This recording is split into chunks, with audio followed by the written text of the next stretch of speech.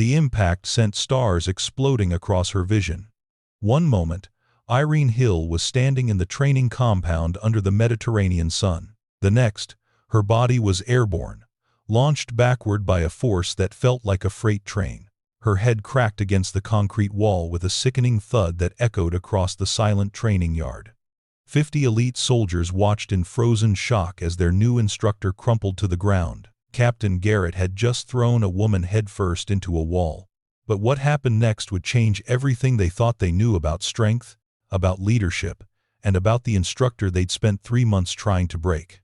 Before we continue, let us know where you're watching from. If you're enjoying this, don't miss out. Subscribe now for more. The morning sun cast long shadows across the Naval Special Operations training facility in Souda Bay, Crete. Irene Hill stood at the entrance of the compound, her duffel bag slung over one shoulder, taking in the sprawling complex that would be her home for the next year. At 27, she was younger than anyone expected for a SEAL training instructor. At 5'6" and with a frame that suggested dancer more than warrior, she was also not what the all-male training cadre had been anticipating.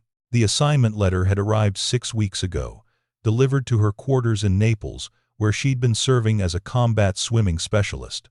The position was unprecedented. No woman had ever been assigned as a primary instructor at this particular facility, which specialized in preparing European Special Operations candidates for joint NATO missions.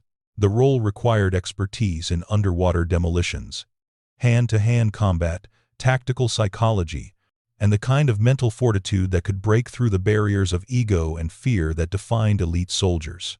Irene had all of those qualifications. She held advanced degrees in sports psychology and tactical leadership. She'd completed the grueling combat diver qualification course with the highest scores in her class. She'd served in 3 operational theaters, earned 2 commendations for valor, and developed a training methodology that had been adopted by 4 different NATO countries. On paper, she was overqualified. In reality, she knew she'd be fighting for respect from the moment she walked through that gate. The duty officer at the checkpoint barely glanced at her credentials before waving her through with a smirk that said everything about what she could expect. She'd seen that expression before, on the faces of instructors who doubted her during her own training, on the faces of commanders who'd questioned her assignments, on the faces of fellow soldiers who couldn't reconcile her emotional intensity and slight build with the word warrior. The main training facility was a converted naval base, its buildings weathered by salt air and decades of use. Irene reported to the administrative office where Lieutenant Commander Hayes, the facility's executive officer, waited with a folder thick with paperwork and an expression that suggested he'd rather be anywhere else. "Hill," he said, not bothering with pleasantries, "your quarters are in Building 7. You'll meet the training cadre at 1400 hours. Captain Garrett wants to brief you personally before you start working with the candidates." "Understood, sir," Irene replied, keeping her voice neutral despite the coolness in his tone. Hayes studied her for a moment, his eyes traveling from her face to her slight frame with unconcealed skepticism. "I'll be honest with you, Hill. Nobody here requested a female instructor. This assignment came from higher command. And while we'll follow orders, don't expect any special treatment. The candidates we train here are the best of the best, from 6 different countries. They don't need sensitivity training or gentle guidance. They need instructors who can push them harder than they've ever been pushed." Irene felt the familiar heat rising in her chest, the emotional response that people always mistook for weakness. Her voice remained steady, but there was steel underneath. "With respect, sir, I didn't come here to provide sensitivity training. I came here to make better soldiers." "We'll see," Hayes said, dismissing her with a gesture toward the door. "Don't be late for the 1400 meeting." Irene's quarters were sparse but functional, a single room with a bed, desk, and locker. She unpacked methodically, hanging her uniforms with precise spacing, arranging her training manuals in alphabetical order. Organization had always been her anchor, the way she controlled the chaos of a world that constantly underestimated her. At 13:55, she entered the briefing room where the training cadre had assembled. 8 men, All senior instructors, all with the weathered look of veterans who'd seen real combat. They stopped talking when she entered, their conversations dying into a silence that felt deliberately hostile. Captain Garrett stood at the front of the room. He was in his mid-40s, with the build of someone who'd spent decades maintaining peak physical condition. His face was carved from granite, all hard angles and calculating eyes that missed nothing. When he looked at Irene, she felt like a specimen under a microscope. "Gentlemen," Garrett said, his voice carrying the rough edges of too many years shouting orders over gunfire and explosions. "This is Instructor Hill. She'll be taking over Delta Company's advanced combat psychology and close-quarters battle training. Hill, these are your fellow instructors." He introduced them one by one. Petrov, a Russian exchange officer built like a tank. Laurent, a French commando with scars that told stories. Kowalski, a Polish Special Forces veteran. Yamamoto, a Japanese instructor whose quiet demeanor masked lethal expertise. Each nodded at her with varying degrees of skepticism, but none offered handshakes or welcomes. "Hill comes to us with impressive credentials," Garrett continued, and Irene couldn't tell if there was sarcasm in his tone or genuine acknowledgement. "Advanced degrees, operational experience, and a training methodology that's gotten attention at the highest levels. She'll be implementing some new approaches with Delta Company, which begins its cycle next week." "Sir," Petrov spoke up, his accent thick but his English clear. "With respect, Delta Company is our most challenging group. We have candidates from 6 countries, including several who washed out of their national programs and are here for a second chance. They're aggressive, prideful, and resistant to authority. Are we sure this is the right placement for?" He paused, choosing his words carefully. "For someone untested in this environment? The placement comes from Naval Special Warfare Command," Garrett replied flatly. "Unless you're questioning their judgment." Petrov fell silent, but his expression said everything. Garrett turned to Irene. "Hill, you'll observe training for the rest of this week. Get familiar with our methods, our standards, our candidates. Next Monday, you take point with Delta Company. Questions?" "No, sir," Irene said, though she had dozens of questions. She'd learned long ago that asking them only gave people more ammunition to doubt her. "Good." Dismissed. As the instructors filed out, Irene caught fragments of conversation in multiple languages. The words were different, but the tone was universal. Skepticism, doubt, resentment at having their brotherhood interrupted by someone who didn't fit their definition of what an instructor should be. Laurent lingered as the others left, studying Irene with eyes that seemed to see more than the others. "A word of advice," he said quietly, in French-accented English. "Captain Garrett doesn't give second chances. Whatever methodology you're planning to implement, it had better work the first time. And these candidates, they will test you in ways you cannot imagine. They're not just learning to be warriors, they're learning to break through their own limitations. If they sense weakness, they'll exploit it without mercy." "I don't plan to show weakness," Irene replied. Laurent smiled, but there was no warmth in it. "We'll see. Everyone has weaknesses, Instructor Hill. The question is whether yours will get someone killed." He left, leaving Irene alone in the briefing room with the weight of expectations she hadn't asked for and a challenge she couldn't refuse. That evening, as the sun set over the Aegean, Irene stood on the cliffs overlooking the training compound. Below, she could see candidates running drills, their bodies pushed to exhaustion under the watchful eyes of instructors who showed no mercy. This was her world now. A world where being emotional was seen as liability, where her gender was an automatic disqualification in the eyes of many, where every decision would be scrutinized and every failure magnified. She'd faced doubt before. She'd proven herself in training, in combat, in situations where lives depended on split-second decisions. But this was different. Here, she wasn't just fighting for her own credibility. She was fighting to change minds, to prove that strength came in forms they'd never considered, that the best instructor might not be the biggest or the loudest, but the one who understood what it took to transform fear into courage. Irene pulled out a notebook, one she'd kept since her own SEAL training. In it, she'd documented every moment of self-doubt, every time someone told her she couldn't, every instance when her emotional nature had been weaponized against her. But she'd also documented every victory, every breakthrough, every moment when she'd proven that being emotional didn't mean being weak. It meant feeling deeply, caring intensely, and channeling that passion into excellence. She opened to a blank page and wrote a single sentence. "They're expecting me to fail. I'm going to exceed every expectation." The next morning would bring her first observation of Delta Company. She'd see the candidates she'd be training, assess their strengths and weaknesses, begin formulating the approach that would either validate her assignment or confirm every doubt the cadre held. As darkness fell over Crete, Irene returned to her quarters. She didn't sleep much that night.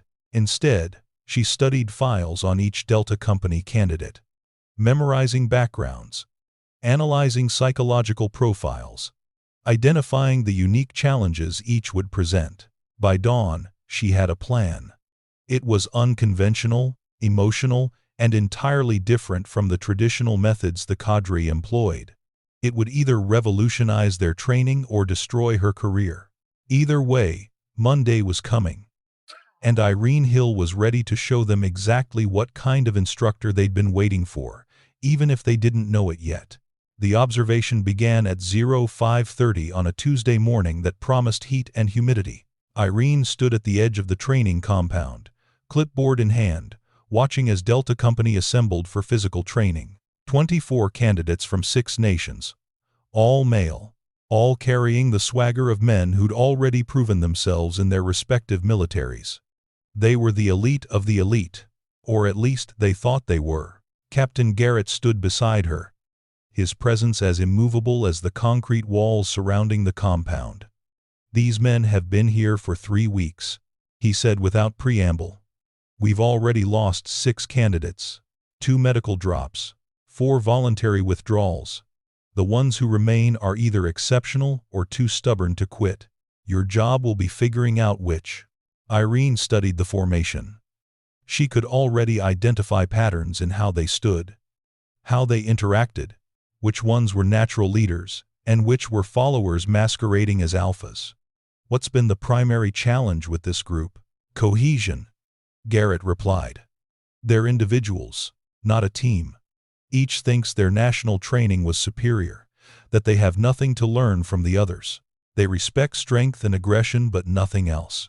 Your predecessor tried to build camaraderie through shared suffering. It didn't work." "My predecessor?" Irene asked, noting the past tense.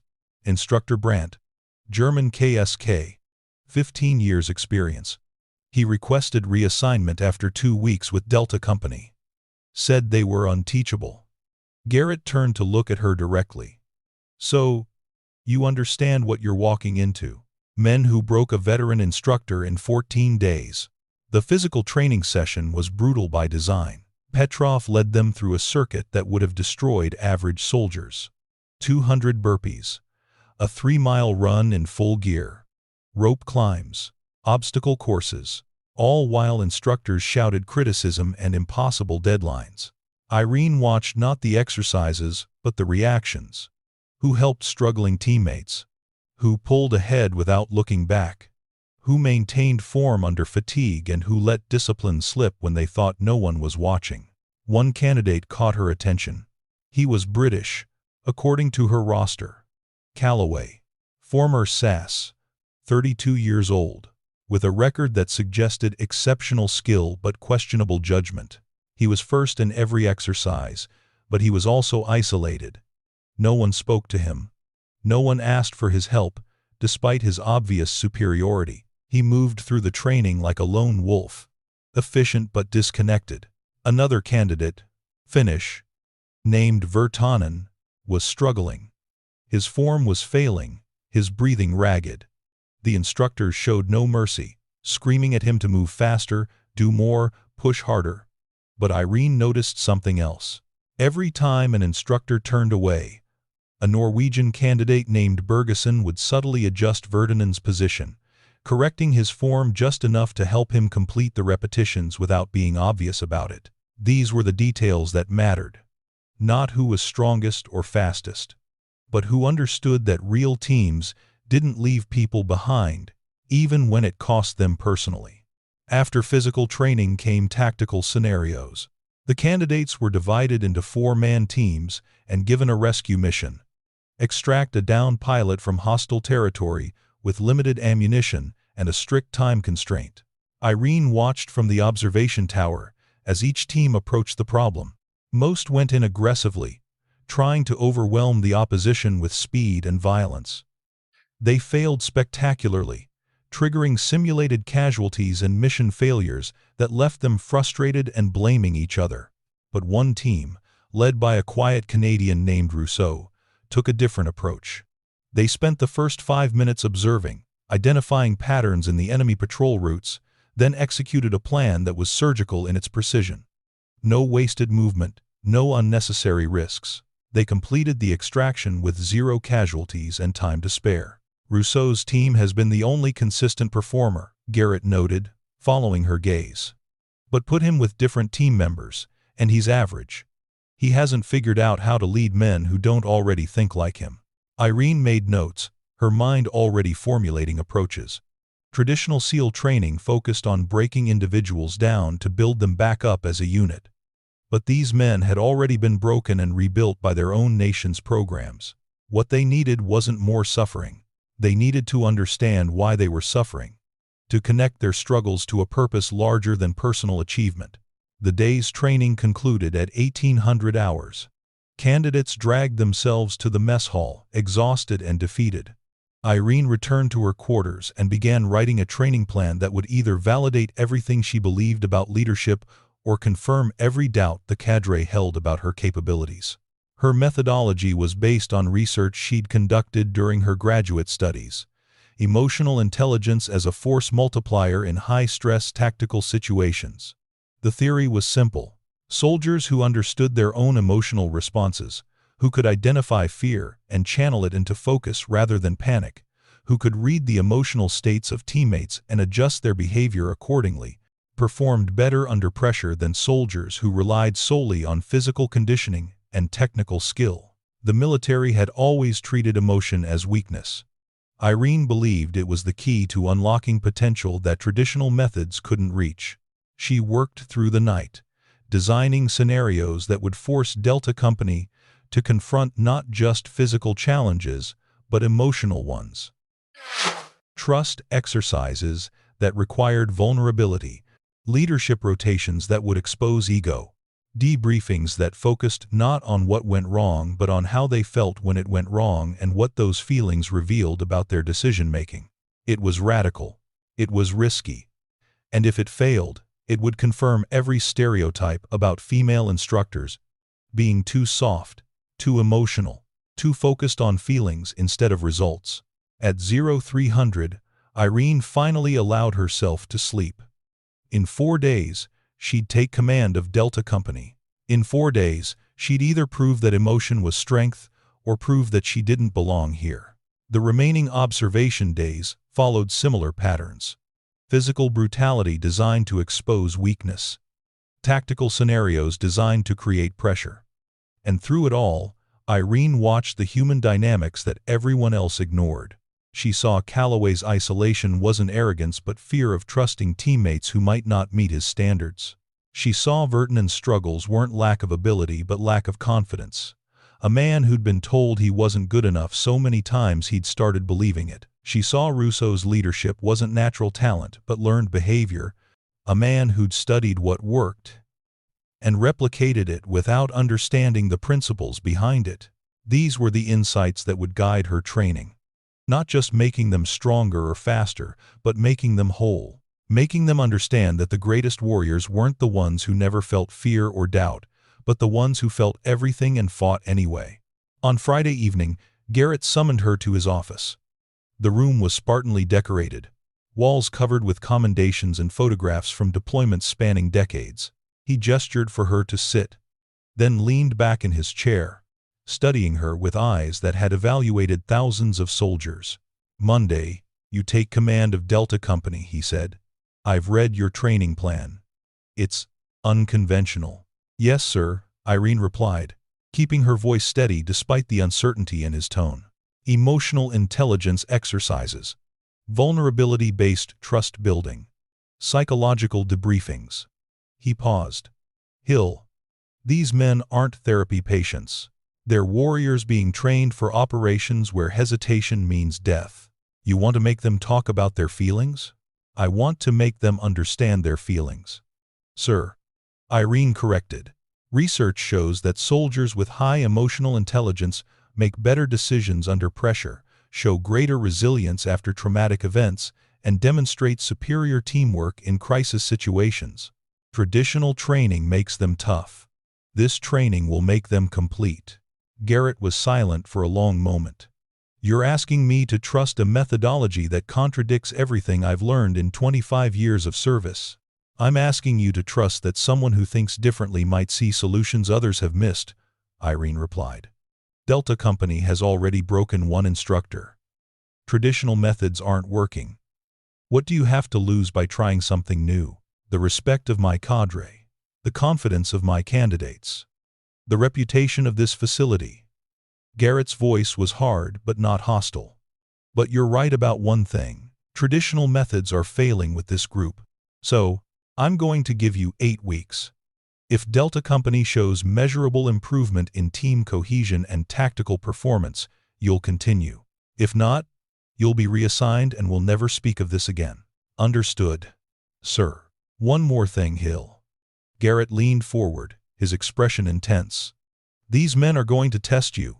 They're going to push boundaries, question your authority, look for any sign of weakness.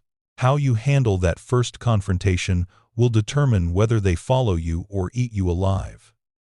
Are you prepared for that?" Irene thought about every time she'd been underestimated, every time someone had mistaken her emotional nature for fragility, every time she'd proven them wrong. "I'm prepared, sir." "We'll see," Garrett said, echoing the same words she'd heard from Hayes and Laurent. Dismissed. As Irene walked back to her quarters under a sky full of stars, she felt the weight of what Monday would bring. She'd spent her entire career preparing for this moment, but preparation and execution were different things. She'd be walking into a room full of men who'd already decided she wasn't qualified to lead them. Men who'd been trained to exploit weakness, and who'd view her emotional approach as the ultimate vulnerability.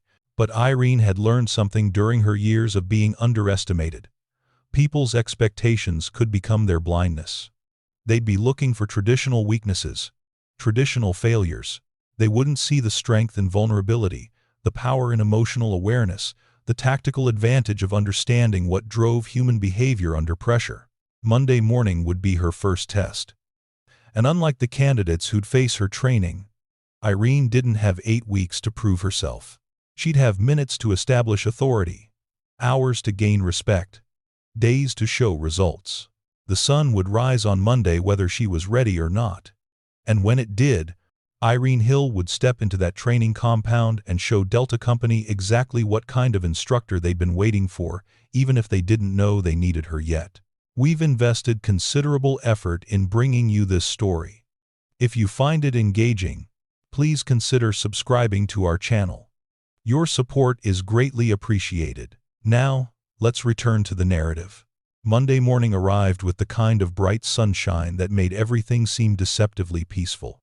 Irene stood outside the training compound at 0500, watching Delta Company assemble for what they assumed would be another session of physical brutality. They moved with the practiced efficiency of men accustomed to suffering, their faces set in expressions that said they'd endure whatever came next without complaint.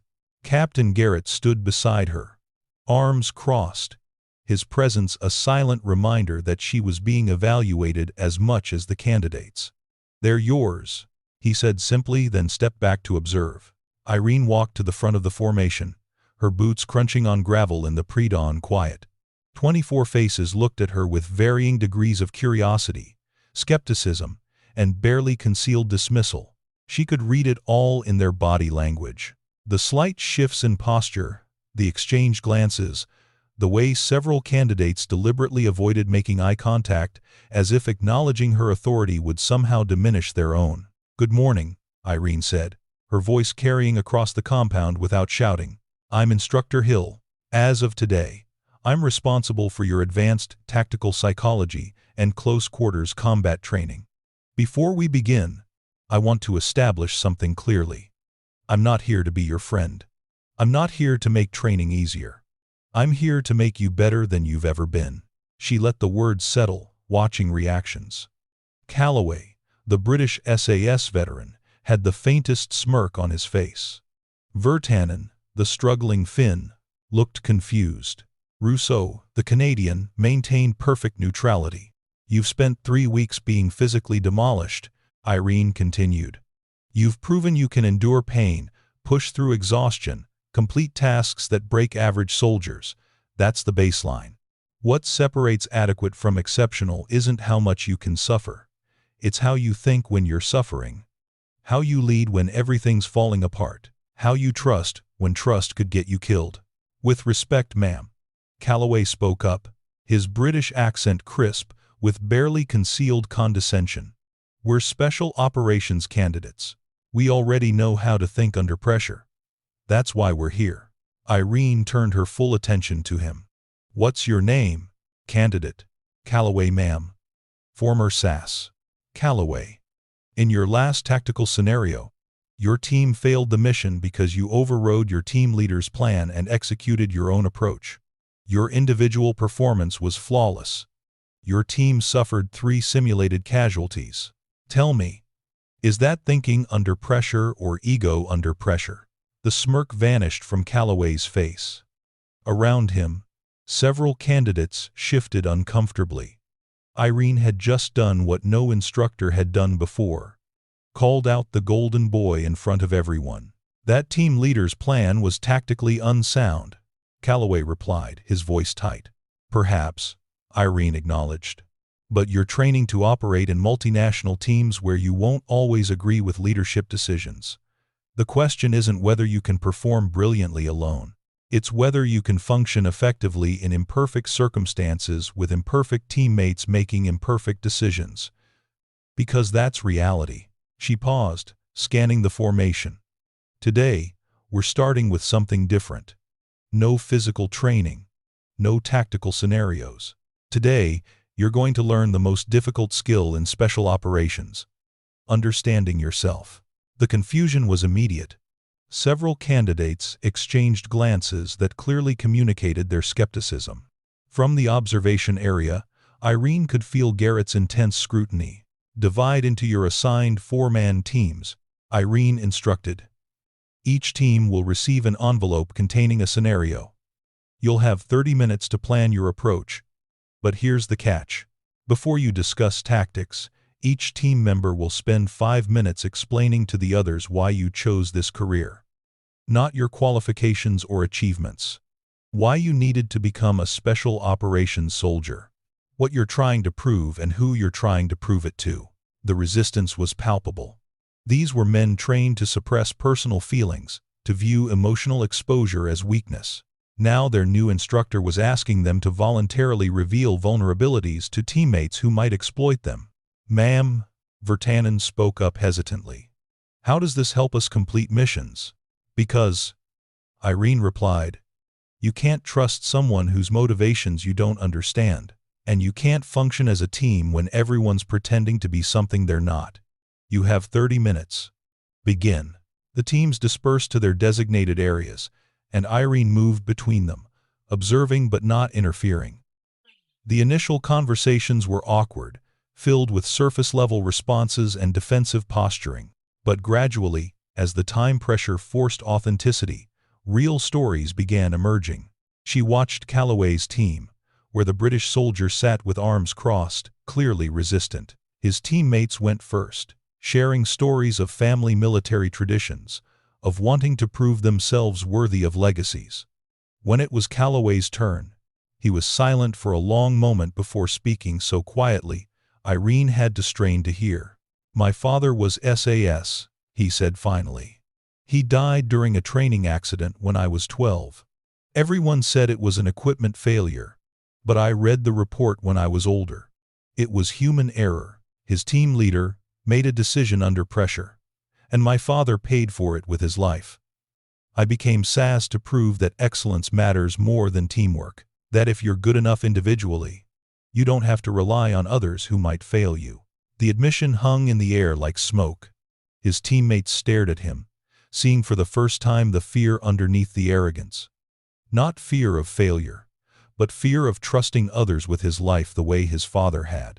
Irene moved on to observe other teams, but she'd seen enough. The exercise was working.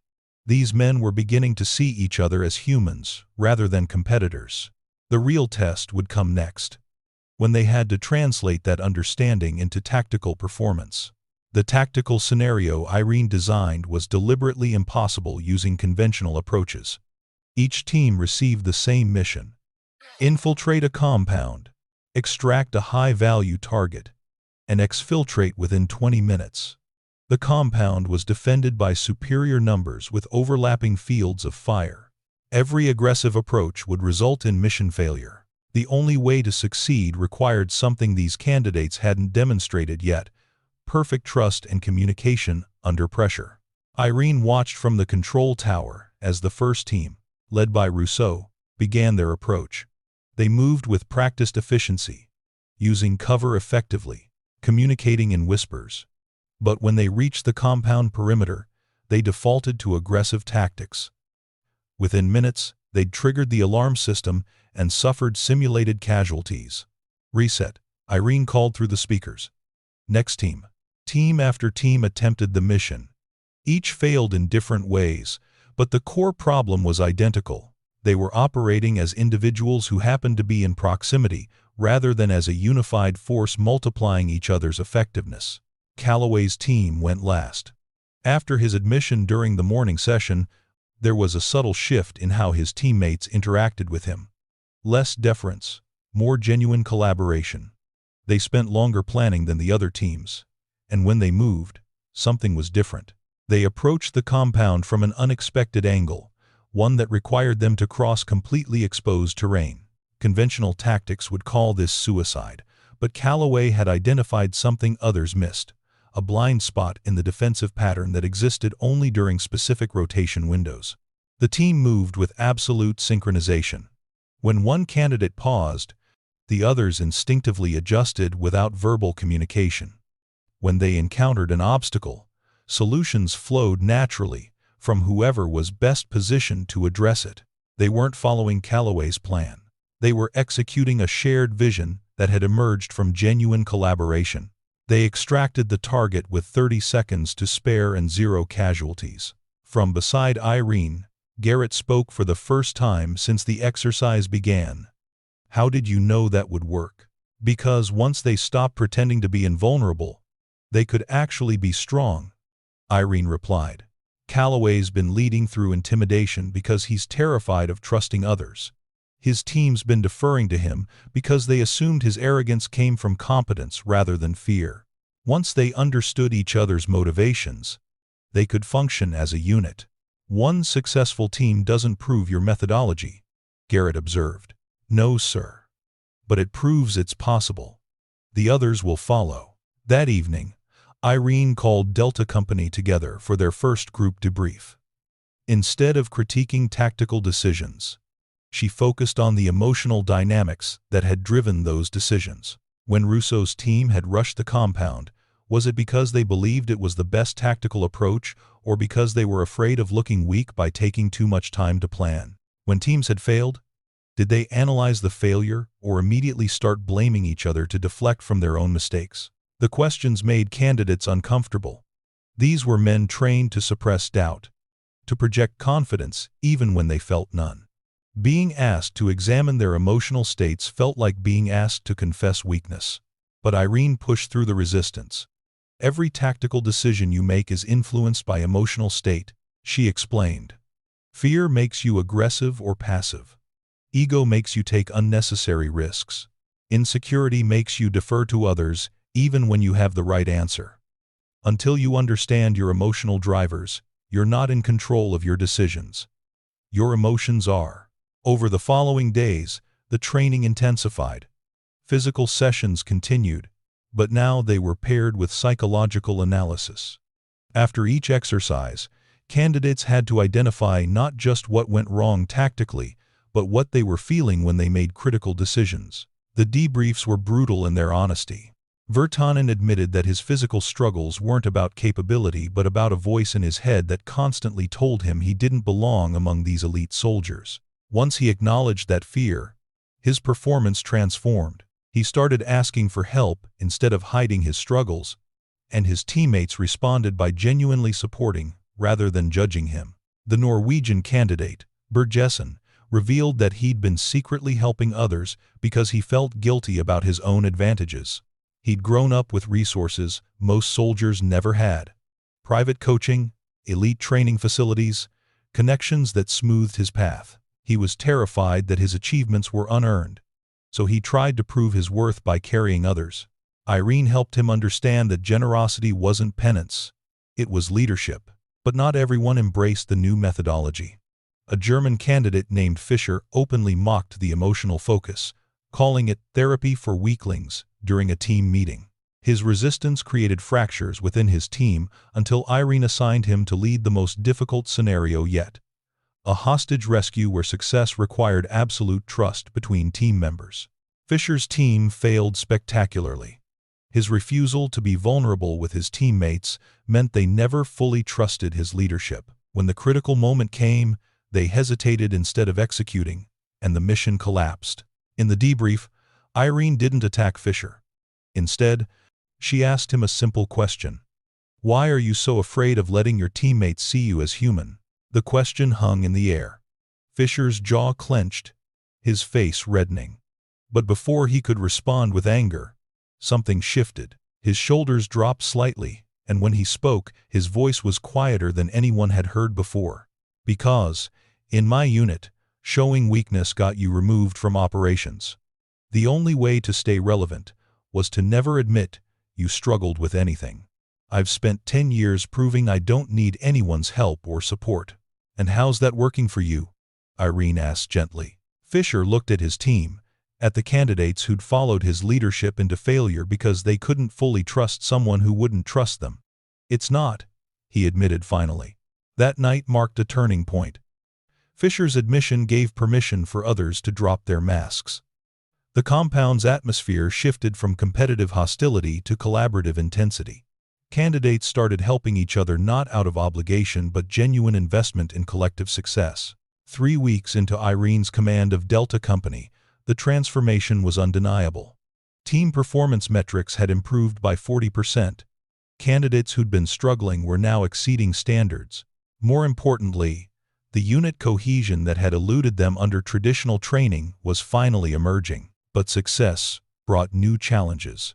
The other instructors watched Irene's progress with mixed reactions.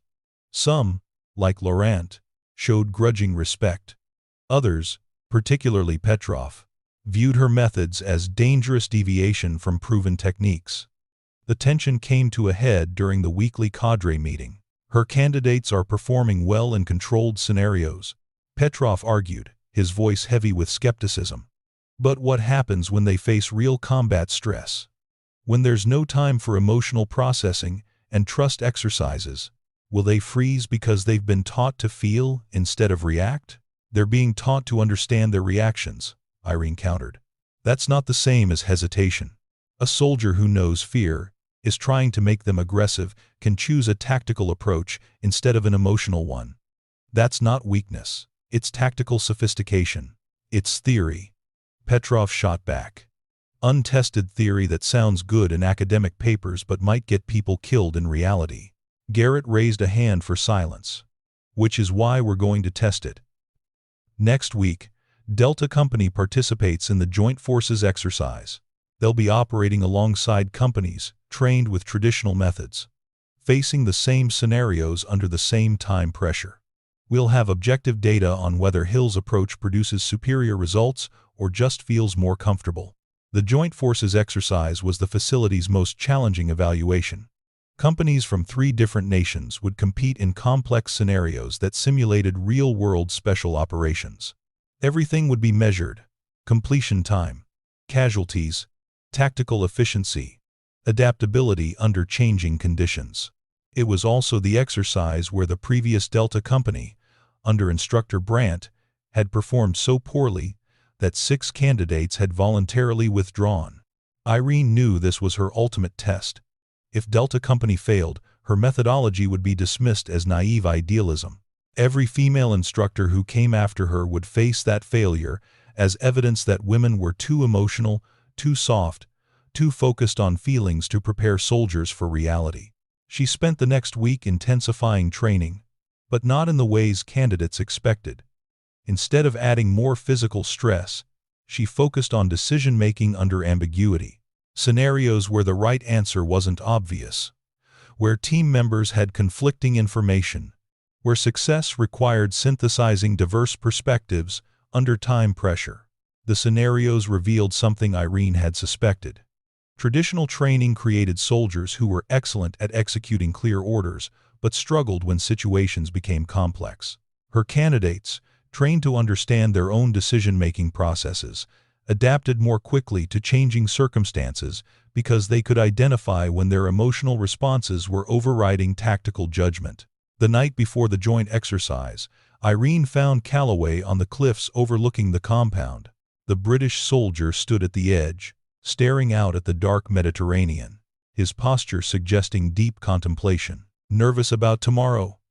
Irene asked, approaching slowly. Calloway glanced at her, then back at the water. "I've been thinking about what you said. About my father. About trust. I've spent 15 years believing that individual excellence was the only thing that mattered because relying on others was what killed him. And now I think maybe I had it backwards. Maybe the problem wasn't that he trusted his team. Maybe the problem was that his team leader didn't understand himself well enough to make good decisions under pressure. Maybe if that leader had been trained the way we're being trained." He trailed off. Irene stood beside him, looking out at the same view. "Your father's death wasn't your fault, and it's not something you can prevent by never trusting anyone." "I know that now," Calloway said quietly. "But I'm still scared. Tomorrow, I'm going to have to trust my team with my life in ways I never have before. What if I'm wrong? What if they fail?" "Then you fail together," Irene replied. "But I've watched your team for 3 weeks. They're not going to fail. You've built something real with them. Not forced camaraderie, but genuine trust earned through vulnerability. That's stronger than any bond formed through shared suffering alone." Calloway nodded slowly. "Thank you, ma'am, for seeing something in us that we couldn't see in ourselves."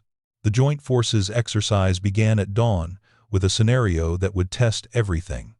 A multi-phase mission requiring infiltration, intelligence gathering, hostage rescue, and exfiltration, all while responding to dynamic threats and changing objectives.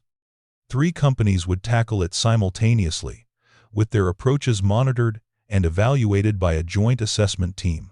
Delta Company drew the most difficult starting position, the furthest from the objective, with the most hostile territory to cross. Traditional thinking would view this as a disadvantage. Irene saw it as an opportunity to demonstrate adaptability. The other companies approached the mission with aggressive speed, trying to overwhelm obstacles through force and momentum. It was effective in the short term, but Irene watched their casualty counts climb as they pushed into increasingly complex tactical situations without adapting their strategies. Delta Company moved differently. They advanced more slowly, taking time to observe and analyze patterns. When they encountered obstacles, they didn't force solutions. They adapted their approach based on real-time assessment.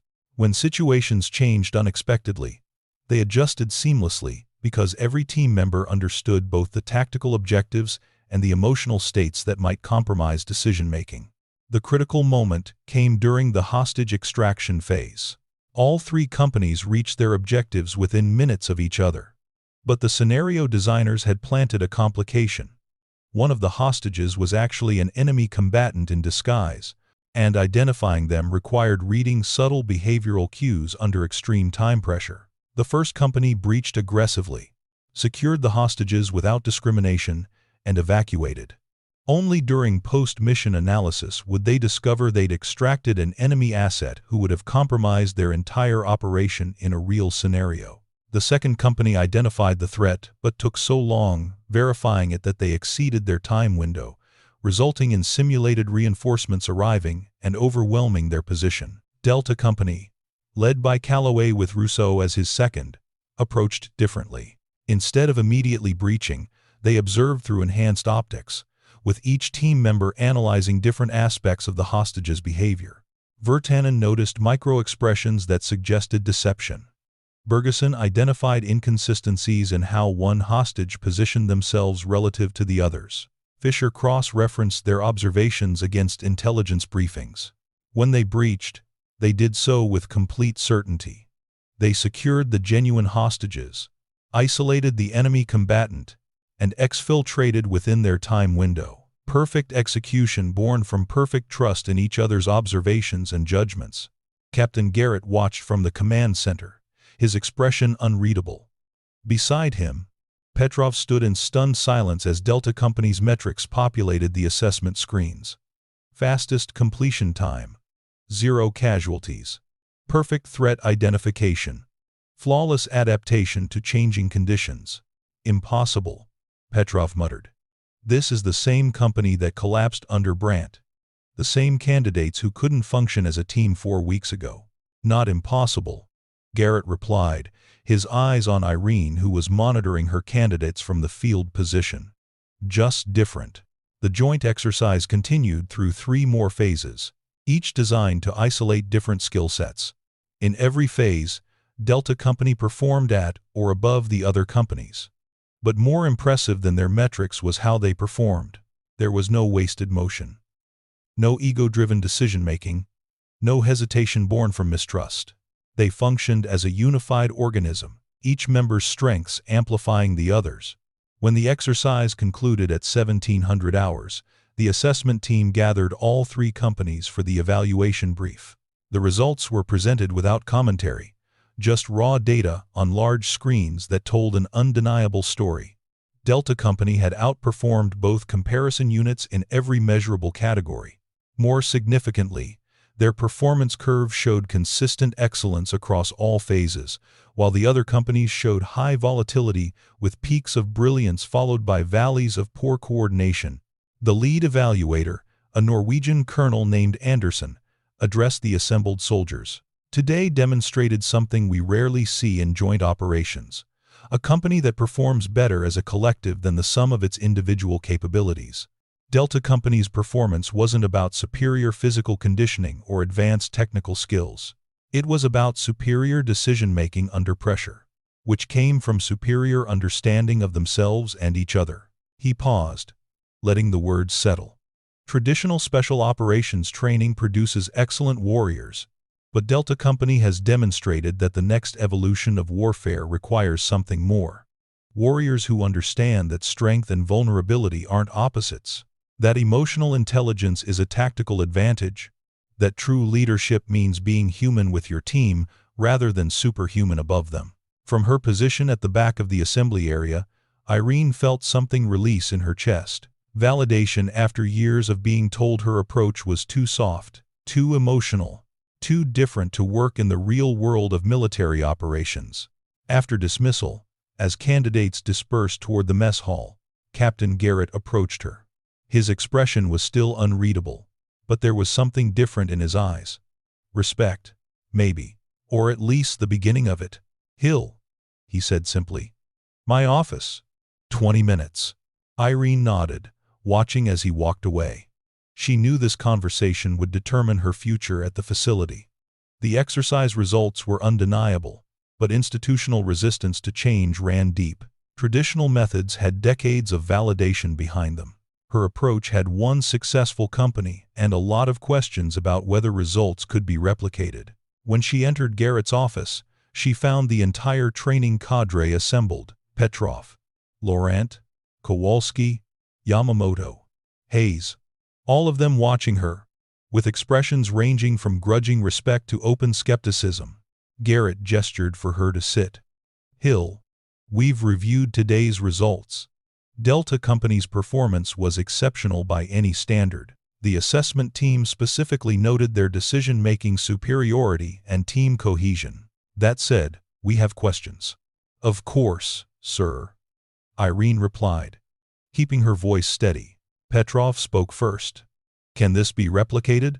Delta Company showed improvement, but they had you working with them full-time, developing individualized approaches for each candidate. That's not scalable across an entire facility. It is scalable, Irene countered. The methodology isn't about individual attention. It's about creating a culture where vulnerability is valued rather than punished, where self-awareness is trained as rigorously as physical conditioning. Once that culture exists, candidates develop these skills within their peer groups. And what about candidates who resist? Lauren asked. Not everyone responds well to emotional introspection. Some soldiers need the traditional approach of breaking them down to build them back up. Those soldiers usually resist because they've been taught that acknowledging feelings equals weakness, Irene replied. But once they see peers achieving superior results through emotional intelligence, most resistance fades. The few who genuinely can't adapt. She paused, choosing words carefully. Perhaps they shouldn't be in special operations where split-second decisions under ambiguity can determine mission success. The room fell silent. She'd just suggested that traditional special operations selection criteria might be missing something crucial. It was a radical statement that challenged decades of military doctrine. Garrett leaned back in his chair, studying her with those calculating eyes. Hill, you've proven your methodology works with Delta Company. The question is whether I'm willing to risk my facility's reputation on implementing it more broadly. Sir, with respect, the question is whether you're willing to risk your facility's relevance by not implementing it. Irene replied. Warfare is evolving. The next generation of special operations won't be won by soldiers who are merely physically superior. It'll be won by soldiers who can think clearly under pressure, adapt to rapidly changing circumstances, and function in truly unified teams. That requires emotional intelligence as much as physical capability. Garrett looked at his assembled cadre. Thoughts? Yamamoto spoke for the first time, his quiet voice carrying weight. In Japanese culture, we have a concept, kintsugi, the art of repairing broken pottery with gold. The breaks become part of the object's beauty and strength. Hill's methodology is similar.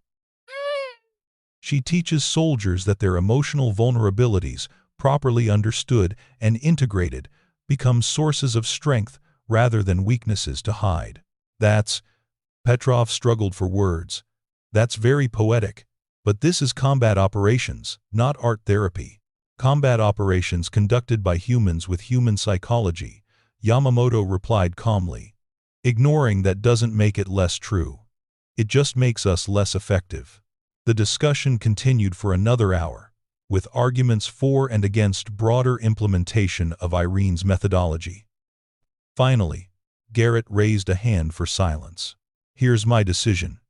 Hill, you'll continue with Delta Company through their full training cycle. Additionally, you'll work with each instructor to integrate elements of your approach into their companies.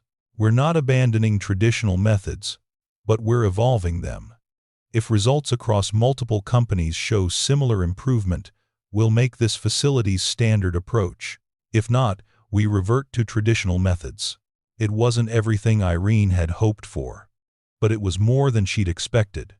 A chance to prove that her one success wasn't anomaly but reproducible methodology. Thank you, sir, she said. As the meeting dispersed, Laurent caught her at the door. A word of caution, Hill. You've won a battle today, but not the war. There are officers at higher command levels who view emotional intelligence training as political correctness infiltrating military operations. If even one company fails using your methods, they'll use it to eliminate this approach permanently. Then I'll make sure no companies fail. Irene replied with more confidence than she felt. That night, lying in her quarters, Irene allowed herself to feel the full weight of what she'd achieved and what still lay ahead. She'd proven that a different approach could work, but now she had to prove it could work consistently, across different personalities and circumstances. under scrutiny from people who wanted her to fail. The path forward was clear but challenging. And somewhere in the Mediterranean night, Delta Company slept soundly, unaware that they'd become proof of concept for a revolution in how warriors were made. The weeks following the joint exercise brought changes that rippled through the entire facility. Irene began working with other instructors, introducing elements of her methodology into their companies. The reception varied dramatically. Laurent embraced the concepts immediately, recognizing parallels with French Special Forces' emphasis on psychological resilience. Kowalski remained skeptical, but willing to experiment. Petrov actively resisted, viewing any deviation from traditional methods as weakness infiltrating military culture. The real test came when a new company, Echo, arrived for training. Unlike Delta Company, who'd been struggling when Irene took over, Echo Company consisted of candidates who'd excelled in their national programs. They arrived confident, competent, and convinced they had nothing to learn from unconventional approaches. Their lead candidate was a Norwegian named Strand, former Jägertroppen with a record that read like an action movie. He'd completed operations that most soldiers only heard about in classified briefings. When Irene introduced herself and outlined her training philosophy during their first meeting, Strand's response was polite but dismissive. "Ma'am, with respect, I've completed 6 operational deployments.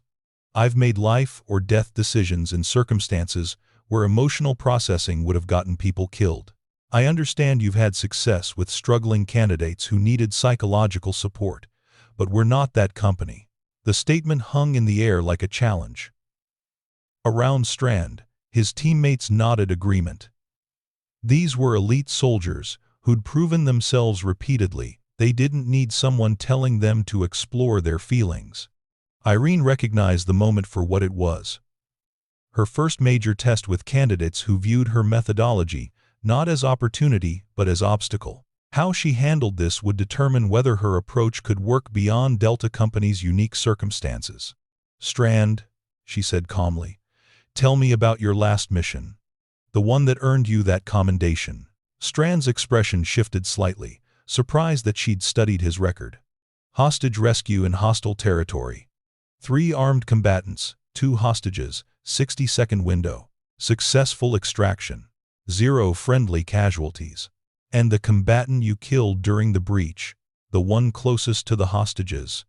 How long did you have to decide whether he was reaching for a weapon or surrendering? Less than a second.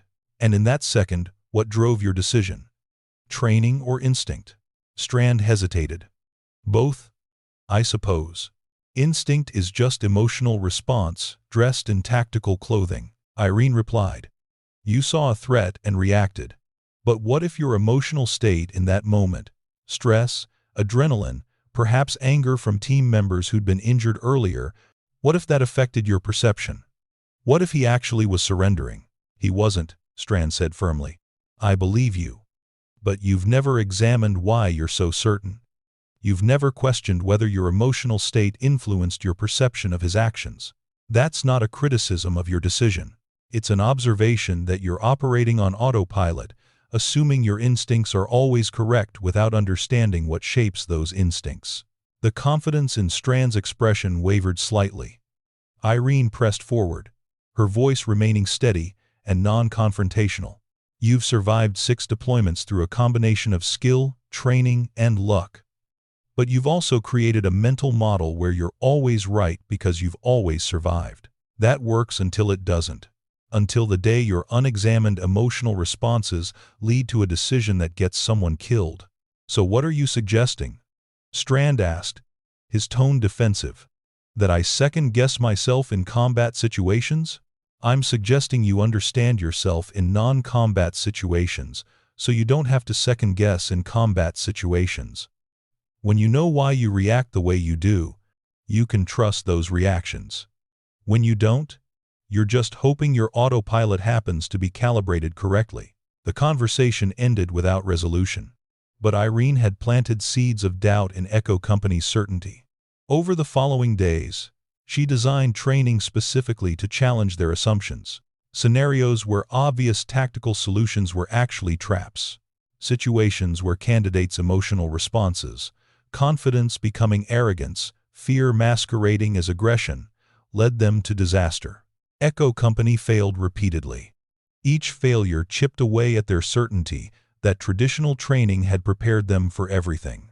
Strand, accustomed to excellence, grew increasingly frustrated as scenarios that should have been simple became complex when he examined his own decision-making processes. The breakthrough came during a hostage scenario deliberately designed to mirror Strand's celebrated mission. Same setup, same time pressure, same tactical parameters. Strand approached it with the confidence of someone who'd succeeded before. But this time, Irene had added a variable.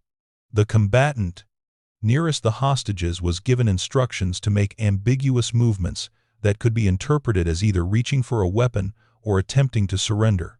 Everything depended on the split-second read of intentions. Strand breached, assessed, and fired. Mission success by traditional metrics. But during the debrief, Irene revealed something that shattered his confidence. The combatant was surrendering, she said quietly. His hands were moving toward his head, not toward a weapon. But your emotional state, adrenaline, certainty based on past experience, overrode your visual processing. You saw what you expected to see rather than what was actually happening. Strand stared at her, the color draining from his face. That's not possible. I clearly saw. You saw your memory of your previous mission overlaid on current circumstances. Your brain, under stress, defaulted to pattern recognition rather than actual observation. It's a known psychological phenomenon that traditional training doesn't address because it assumes instinct is always reliable. The room was silent. Strand's teammates watched their leader confront a truth that undermined everything he believed about his own capabilities. For a long moment, Irene wondered if she'd pushed too hard, broken something that couldn't be repaired. Then Strand spoke, his voice quiet but steady. Teach me. Teach me how to see clearly, instead of seeing what I expect. Working with Echo Company revealed new dimensions of Irene's methodology. Unlike Delta Company, who'd needed to build confidence, Echo needed to dismantle false confidence built on unexamined assumptions. The process was more painful because these were soldiers who'd built identities around being elite, and examining their decision-making revealed cracks in foundations they'd believed were solid. Strand became her most dedicated student, approaching emotional intelligence training with the same intensity he'd brought to physical conditioning. He began keeping a journal documenting his emotional states and how they influenced tactical decisions. During scenario debriefs, he was the first to volunteer analysis of his own mistakes, demonstrating vulnerability that gave other candidates permission to do the same. But progress with Echo Company attracted attention that Irene hadn't anticipated. Word spread through military channels about the experimental training at Souda Bay. Some responses were positive. Requests from other facilities for information about implementing similar approaches. Others were hostile, characterizing Irene's methods as politically correct weakness that would get soldiers killed. The controversy reached a critical point when a senior officer from NATO Special Operations Command, General Morrison, announced an inspection visit.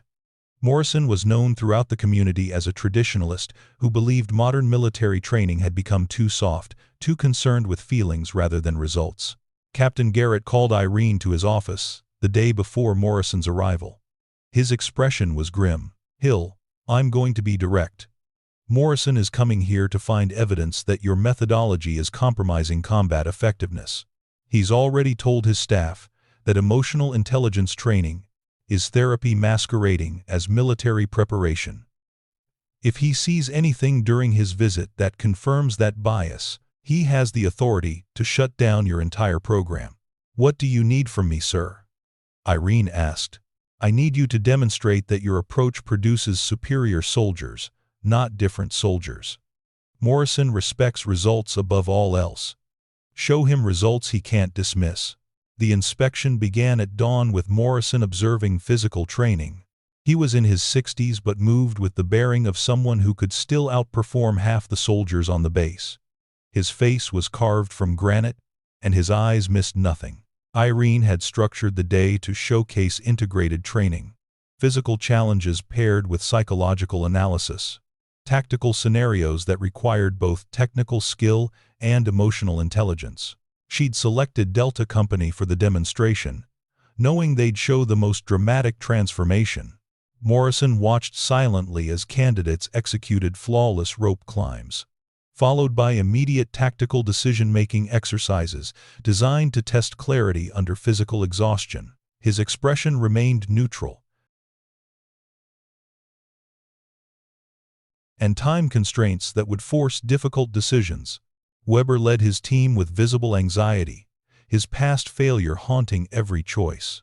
30 minutes into the scenario, they encountered a situation eerily similar to his catastrophic mission. Intelligence, suggesting an enemy position that could be an ambush or could be legitimate. Traditional training would say trust the intelligence or don't, make a decision and commit.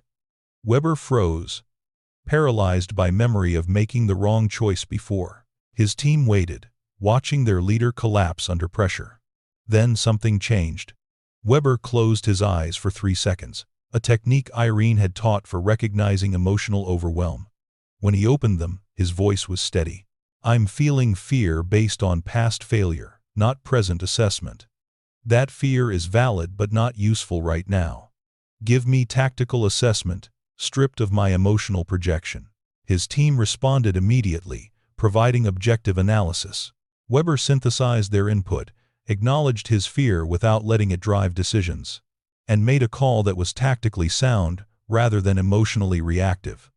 The mission succeeded, but more importantly, Weber succeeded in managing his own psychology under the exact circumstances that had broken him before. The transformation in Golf Company wasn't dramatic like Delta's or Echo's. It was quieter, deeper. Soldiers learning to trust themselves again by understanding why they'd lost that trust.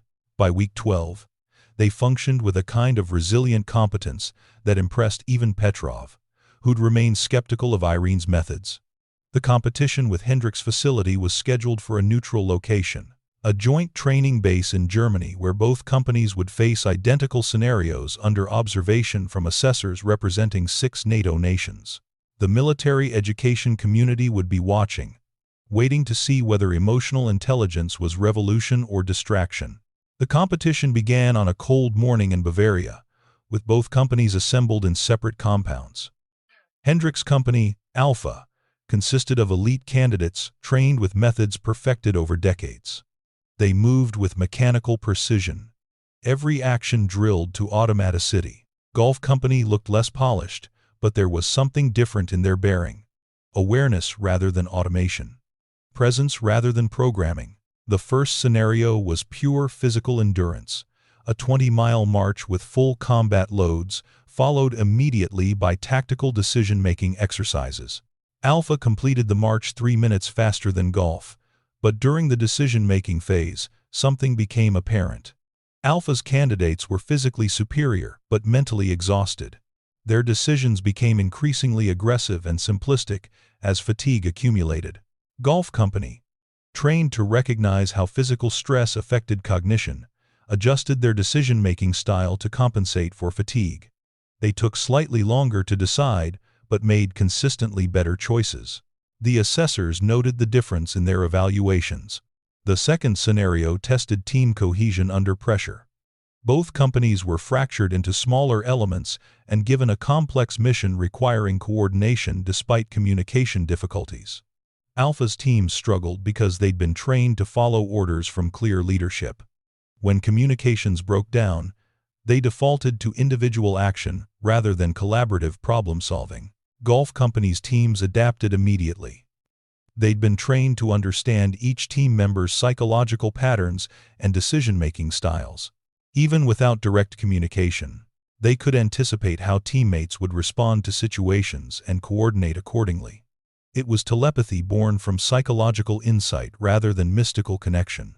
By the third day, a pattern had emerged. Alpha Company excelled in scenarios with clear parameters and straightforward solutions. Golf Company dominated in scenarios requiring adaptation, complex decision-making, and interpersonal coordination. The assessors' reports reflected this division, but also noted something crucial. Modern special operations increasingly resembled Golf's strengths rather than Alpha's. The final scenario was designed to be the ultimate test, a hostage rescue mission that would evolve in real time based on candidate decisions. Both companies would face the same initial situation, but how they responded would determine what complications emerged. It was as close to real combat conditions as training could replicate.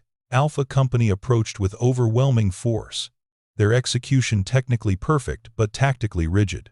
When complications emerged, they adapted slowly because their training had emphasized decision-making by leadership rather than distributed intelligence across the team. They completed the mission but with multiple simulated casualties and significant collateral damage. Golf Company, led by Weber, approached differently. They spent longer observing, with each team member analyzing different aspects of the situation. Weber synthesized their observations, acknowledged his own anxiety about making high-stakes decisions, and then made a call that balanced caution with decisiveness. When complications emerged, the team adapted fluidly. A hostage who turned out to be a combatant was identified by a candidate who'd been trained to read micro-expressions and behavioral inconsistencies.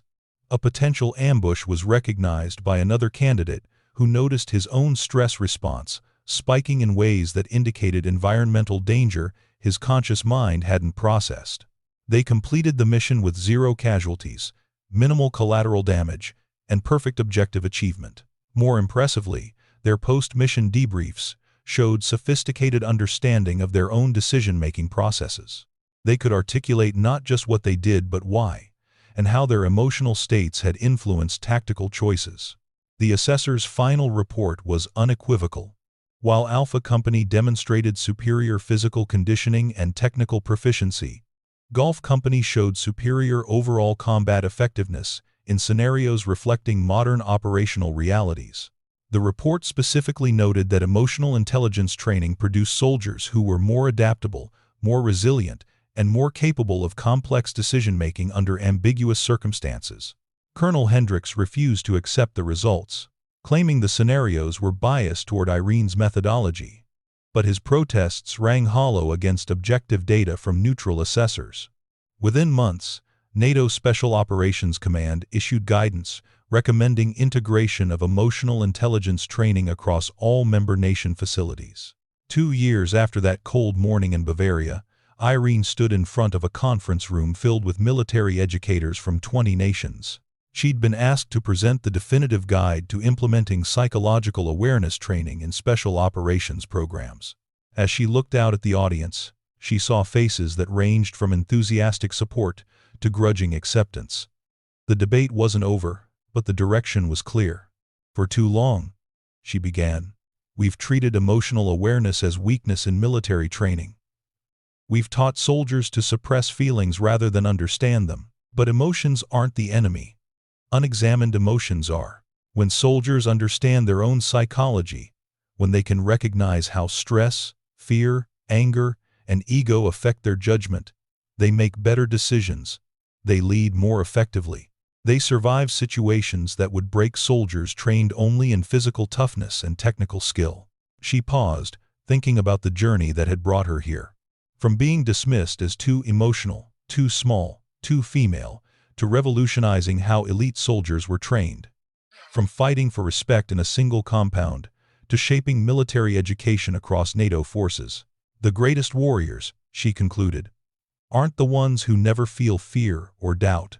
They're the ones who feel everything and fight anyway, informed by their emotions rather than controlled by them. That's what we're teaching now. That's the future of military excellence. The presentation ended with standing ovation from half the room and thoughtful silence from the other half. Change was never universal or immediate, but it was happening, one company at a time, one soldier at a time, one instructor willing to challenge tradition at a time. That evening, Irene returned to Souda Bay, where a new company was beginning training. She stood at the same spot where she'd stood 3 years earlier, watching the sun set over the Mediterranean, remembering the doubt and determination that had driven her then. Captain Garrett approached, his presence no longer intimidating but familiar. "Hill, you've accomplished something remarkable. You've changed not just how we train soldiers, but how we think about what makes someone effective in combat. We've changed it, Irene corrected. You took a risk on an approach that contradicted everything you'd learned. That took courage. You showed me that courage comes in forms I hadn't recognized, Garrett replied. Including the courage to be vulnerable, to admit uncertainty, to lead through understanding rather than dominance. You taught an old warrior new tricks. As Garrett walked away, Irene allowed herself a moment of satisfaction. The road ahead still held challenges. There would always be resistance to change, always be voices claiming that emotional awareness was weakness. But the evidence was undeniable now, compiled in operation reports and assessment data that showed soldiers trained with psychological awareness outperformed traditionally trained soldiers in the complex, ambiguous situations that defined modern warfare. A young instructor approached, newly assigned to the facility. "Ma'am, I'm supposed to observe your training methods. I have to admit, I'm skeptical about whether feelings belong in special operations preparation." Irene smiled, recognizing her younger self in the instructor's uncertainty. "Good. Skepticism means you're thinking critically. Come observe tomorrow's session. Don't take my word for anything. Watch what happens when soldiers understand themselves as completely as they understand their weapons and tactics. Then decide for yourself." The next morning would bring new candidates, new challenges, new opportunities to prove that strength and vulnerability weren't opposites, but partners in creating warriors capable of facing the impossible. And somewhere in the training compound, soldiers who'd been written off as failures were learning to become exceptional by first learning to be human. The revolution Irene had started wasn't about making soldiers softer. It was about making them complete. And that completeness, that integration of physical capability with psychological awareness, was proving to be the most formidable combination in modern warfare. As the Mediterranean stars emerged overhead, Irene Hill walked back to her quarters, ready for tomorrow's battles in the endless war to prove that being emotional wasn't weakness but the foundation of true strength. Up next, you've got two more standout stories right on your screen. If this one hit the mark, you won't want to pass these up. Just click and check them out. And don't forget to subscribe and turn on the notification bell so you don't miss any upload from us.